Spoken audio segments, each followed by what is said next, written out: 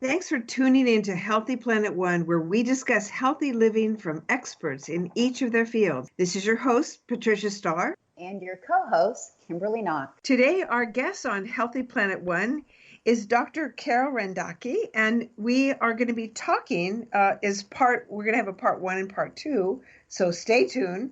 We're going to be talking on part one about acupuncture ophthalmology. Seeing is believing. So welcome today, Dr. Carol. It's great to have you on. As a matter of introduction, I will introduce to our listeners, you are a board-certified acupuncturist physician at Oriental Medicine doctor in Florida. And I understand you offer the best of advanced Oriental functional medicine and the next generation of energy medicine.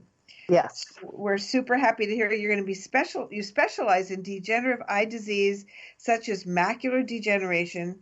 Acupuncture ophthalmology is the use of acupuncture in treating vision disruptions, along with classical acupuncture principles. So welcome. We are very excited to hear about your work and what you're doing in the world.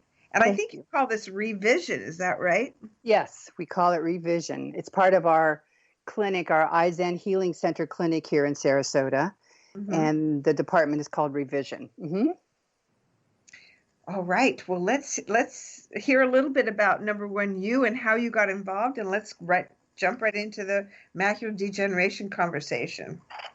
Well, the way I got involved in this is kind of through a back door. I started off in the field of horticulture and worked with Rodale Organic Gardening and Farming Research Station after I got out of college, and started going into the whole world of nature, natural medicine, natural lifestyle, natural way of healing.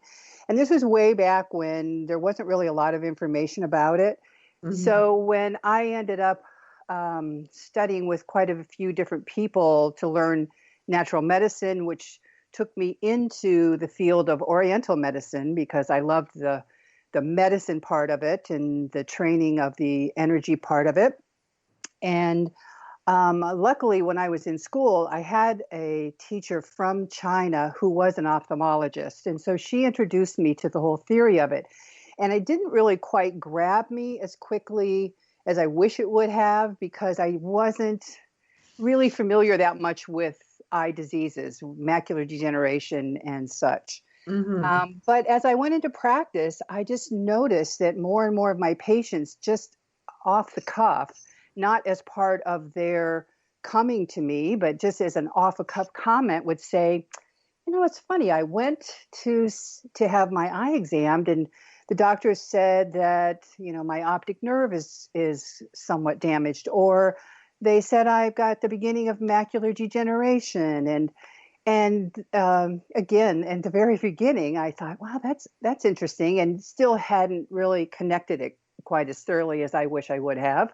But once that connection did start to come through, and I started to look into it and realized that what my original mentor had taught me from her work from years in working with clients in China, and what I was learning here in the United States, just completely, gloved together hand in hand.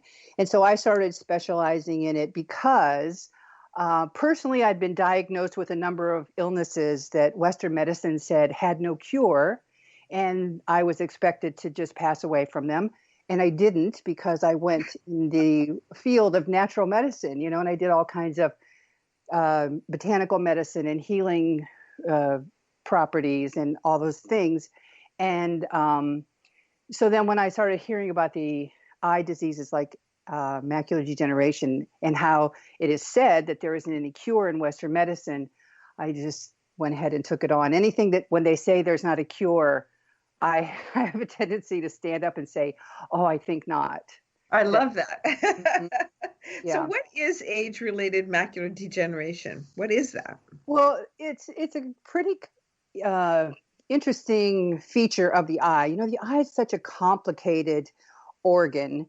And the back of the eye, the inner eye, is where the retina is. And the retina, in the back of the eye, the retina, is where there's an area called the macula. And that macula area is where we get our central vision. It's where we have that the clarity of vision right from the middle of the eye and the middle of the vision. So the macular degeneration, what happens is there's this wearing away of the tissue in the back of the eye called the macula, back of the eye where the retina is. And this back wall is where, the eye records all the images that are coming through the pupil. The retina's central part that I had mentioned, the macula, it's responsible for focusing our central vision. It controls our ability to read, our ability to drive a car, our ability to recognize faces and colors and, objects of fine details. So the macular degeneration, it's a neurodegenerative condition that is said, like I had mentioned, it's said to be incurable, but I don't agree with that. So we have been studying with people from Europe and then people in this country and China as well that have come up with different ways to treat that. Now, how is it treated? I want to start off by saying, the eyes are not separate from the rest of the body. So if you have an eye condition, there's some other related condition in your body. And that's basically how Oriental medicine works in general, in that by saying it's holistic, it means that a condition can affect the whole body, no matter what part of the body it does affect. And so we take a look at the whole system in order to determine what it is that has caused your particular eye condition or eye disease. There's many different ways to approach it and many different solutions. And we use quite a few different modalities when we're treating something like macular degeneration. Go ahead, Kimberly, you have a question. Yeah, so hi, Carol. Hi. Great to have you on. Thanks. So I do a lot of work with nutrition and bioenergetics of nutrition, but my early medical experience for the last 25 years was traditional Chinese medicine. So my question, because they taught me a ton about just what you mentioned, that it's not just one organ. So I was always taught the liver opens to the eyes because I generally had. Can you help me understand that more? So what your question is what though? That the liver because we have a lot of fatty liver now. We've got a lot of issues with that. Could that be? And you were just mentioning that other organs kind of work together. Have you experienced that as part of, because I help people clean up their bodies through food? Yeah. Yes. So 100%. Almost all of our degenerative conditions, and I'm not going to say all, of course, because that couldn't be a true statement, but the majority of them are all diet related. So in the way I've been trained with quite a few nutritional doctors around the country and all the things that I've learned through my work with organic gardening, farming, self-sustaining lifestyle and all that, the number one problem are the animal flesh and the animal products that we put into our diets, that we put into our bodies, have caused a lot of problems. Yes, the liver, the expression of the liver comes out. One of the main ways is through the eyes. So when we work with some of the conditions with the eyes, we're definitely working with the liver. The kidneys and the bladder also go up into the eyes, so we work with that as well. The way the person is digesting their food, as you know, when we take food in, of course, it goes to our stomach first. The stomach is a partner with the spleen and the pancreas, and it starts to break things apart. And that's where it starts to pull apart the nutrition, the energetic and physical nutrition of the food substance that we're giving to it. And then it starts a whole process of creating the qi, supplementing the qi, and creating the blood that will carry the nutrition through the body. So, of course, we work with the spleen and stomach.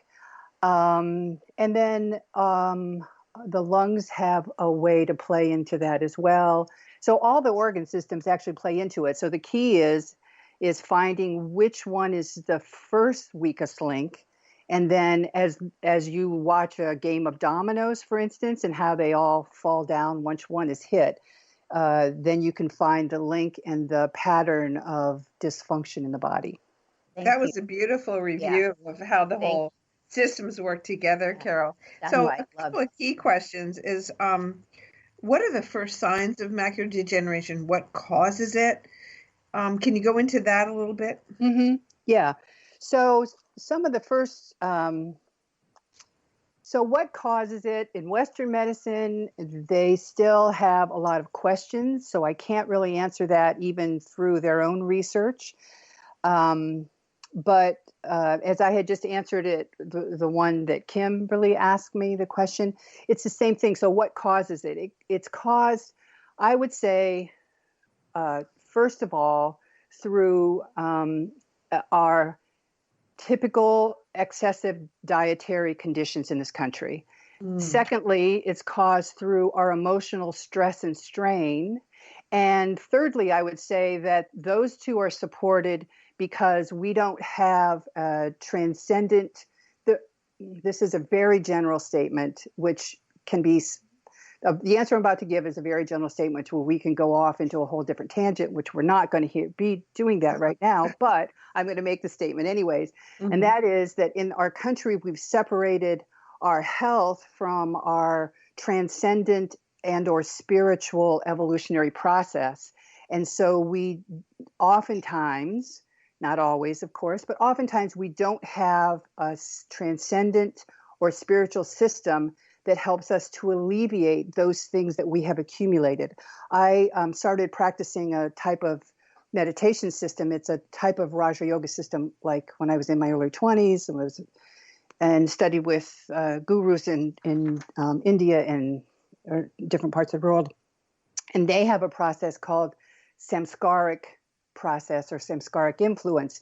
And that is the accumulation of all these impressions, all these things, physical and non-physical, and the way we continue to accumulate it all our life without releasing, without really getting rid of it. And how do you release it? And how do you get rid of it?